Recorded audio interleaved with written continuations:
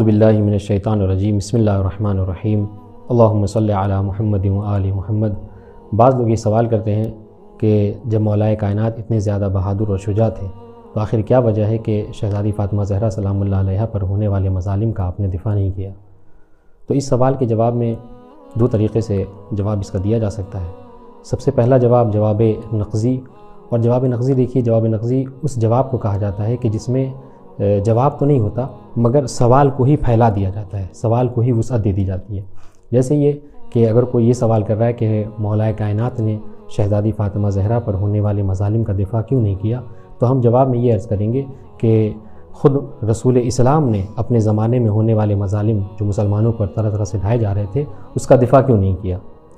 جیسا کہ معروف واقعہ ہے کہ جب پیغمبر اسلام ایک مقام سے گزر رہے تھے تو جناب عمار ابن یاسر کی والدہ جناب سمیہ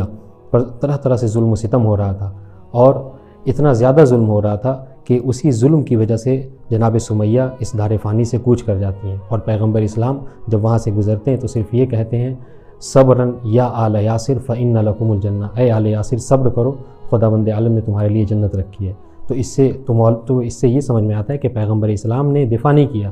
تو اس کا مطلب کیا ہے کہ الیاذ باللہ پیغمبر اسلام بہادر نہیں تھے، شجاع نہیں تھے۔ یا پھر اگر یہ سوال کرنے والا کوئی مخالف ہے، کوئی دوسرے خیمے سے ہے، تو اس کو یہ جواب دیا جا سکتا ہے کہ خود آپ کے خلیفہ سوم یعنی تیسرے خلیفہ نے جب ان کے گھر پہ ہجوم ہوا، جب ان کے گھر پہ حملہ کیا گیا، حتیٰ کہ ان کے ناموس کو بھی پامال کیا گیا، تو انہوں نے بھی دفاع نہیں کیا، بلکہ جواب میں بس ایک جملہ کہا کہ پیغمبر اسلام نے ان النبی قد عہد الی عہدا فانا لہ صابر، کہ چونکہ پیغمبر اسلام نے مجھے وعدہ کیا ہے، مجھے صبر دی ہے، صبر کی تلقین کی ہے، لہٰذا میں صبر کر رہا ہوں۔ تو آخر کیا وجہ ہے کہ اگر خلیفہ سوم پیغمبر اسلام کی ہوئی وصیت کی بنا پر صبر کریں تو انہیں صبر کا لبادہ اڑا دیا جائے، اور جب مولا کائنات بحسب وصیت پیغمبر صبر کرتے ہیں تو یہاں پر اشکال ہوتا ہے۔ تو یہ بہرحال جواب نقضی ہے۔ اب آئیے جواب حلی کہ آخر کیا وجہ ہے کہ مولا کائنات نے جناب فاطمہ پر ہونے والے مظالم کا دفاع نہیں کیا۔ تو بہتر ہے کہ خود اس سوال کے جواب کو مولا کائنات کی زبانی سنا جائے۔ تو چنانچہ اشعث بن قیس نے،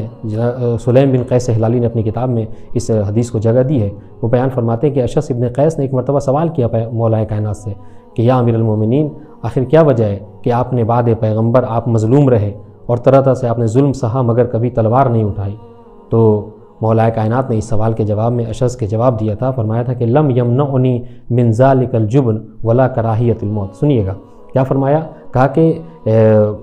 بعد پیغمبر میرا تلوار نہ اٹھانا یہ اس وجہ سے نہیں تھا کہ میں موت سے ڈر گیا تھا یا میں اللہ سے اللہ سے ملاقات کرنے کو پسند نہیں کرتا تھا، نہیں، بلکہ ایسا نہیں تھا، بلکہ میں نے بعد پیغمبر جو تلوار نہیں اٹھائی وہ صرف اس وجہ سے کہ چونکہ پیغمبر اسلام نے مجھ سے وصیت کی تھی، پیغمبر اسلام نے مجھے نصیحت کی تھی کہ اے علی، میرے بعد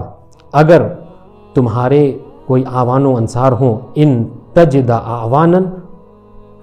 اور اے علی اگر میرے بعد تم یار و مددگار پانا، اگر تم مددگار کو پانا، لوگ اگر تمہاری مدد کریں تو تم تلوار اٹھانا، اور اگر میرے بعد لوگ تمہاری مدد کو نہ آئے فکفف یدک، تو اے علی اپنے ہاتھ کو روک لینا، صبر کرنا اور